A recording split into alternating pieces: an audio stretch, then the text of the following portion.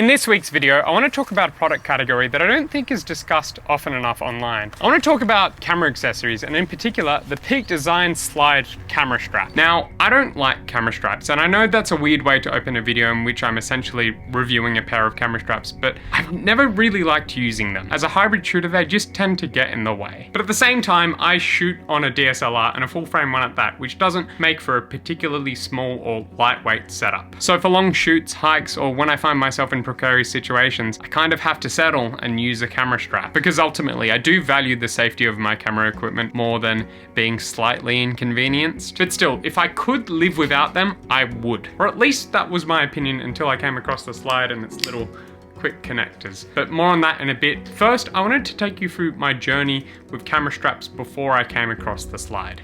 Like everyone else, when I first started shooting, I used the camera straps that came in the box with my camera. Which, by the way, no matter what type or brand of camera you buy, these straps are terrible. But still, I used the one from the box because it's all I had and it did the job, just very uncomfortably. And whenever I wanted to use a stabilizer or set up some kind of rig in which I didn't want any camera straps in the way, I had to fiddle about to remove them, and then when I wanted them back, I had to fiddle to get them back on, which was annoying. I know it sounds like a first world problem, but these things matter.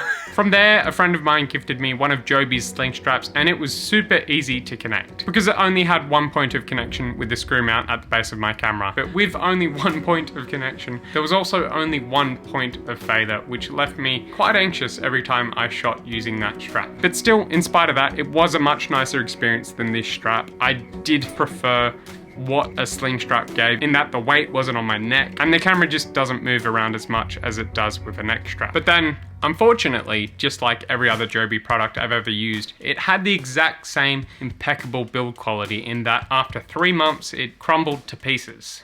So it was after that experience which I tried Peak Design Solution, and I was pleasantly surprised. The Slide comes in 2 different sizes. There's a normal version for people like me who still shoot with DSLRs, and there's a light version for smarter people than me who shoot with smaller cameras. Both versions support the same payload though. It's more about how the thickness of the band feels with your particular camera. I'd recommend trying it out in a store if you can beforehand. Build quality wise, it's quite good. It's very seatbelt-like. They themselves describe it as a seatbelt style material, which makes it super strong and durable. I really don't see it breaking anytime too soon, but they didn't do so at the cost of comfort. It doesn't dig into you like some seatbelts in some cars do. I don't know how to show this, but it sort of just slides, and I guess that's where they got the name from. And one of the nicer details is the padding here at the part that your neck actually hits. It's a little bit of padding, but I've noticed it makes that extra difference. It's really quick and easy to adjust the length of the straps, and you can do so on both sides, which is essential when using it in sling mode, because that means you can have it slung over either shoulder. And you can really make adjustments. It's ridiculous how long this strap can really get.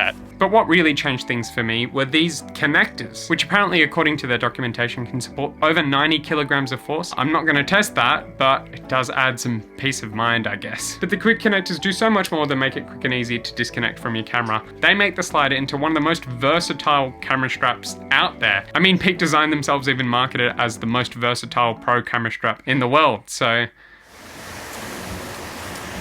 now the question at hand is, does that versatility really mean anything? Does it matter? And I think that question has 2 answers depending on what and how you shoot. If you're a studio shooter, it probably doesn't mean much to you.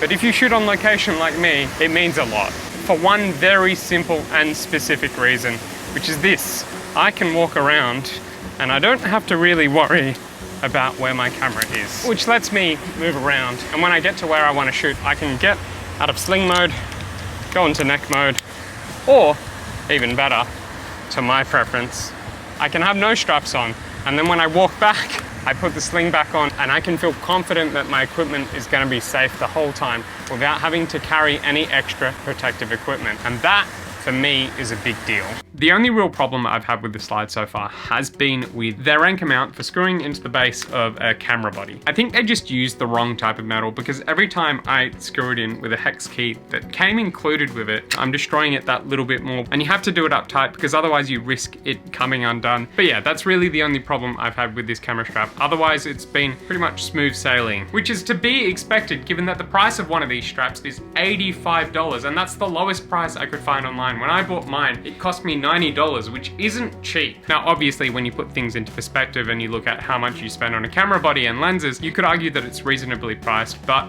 it's definitely not cheap. For me, as a hesitant camera strap user, I think it's the one strap to rule them all. It can be a classic neck strap, a sling strap, or even a shoulder strap with its grip side, which I barely mentioned in this video because I don't really use it that often. And as long as you can afford enough quick connectors, you can use the same strap with all of your cameras. I really like this strap, and I have already recommended it to several of my friends, ranging from beginners through to professionals. As I said at the top of the video, I don't think camera accessories are talked about nearly enough. I guess most accessories just don't make for good titles or good thumbnails, but they're still really important. All of my most recent equipment purchases have been little accessories, which at the moment, I honestly don't know how I lived without these accessories. It's what I'm using right now to shoot myself, to hold my microphone up, to hold my monitor up, to hold my light up. Just a few little accessories that fundamentally change the way in which I shoot, and hopefully will make it so I can make more and more videos like these, which is my goal for 2021. I plan to make a bunch more of these videos. So if you want to see all of those, what a segue,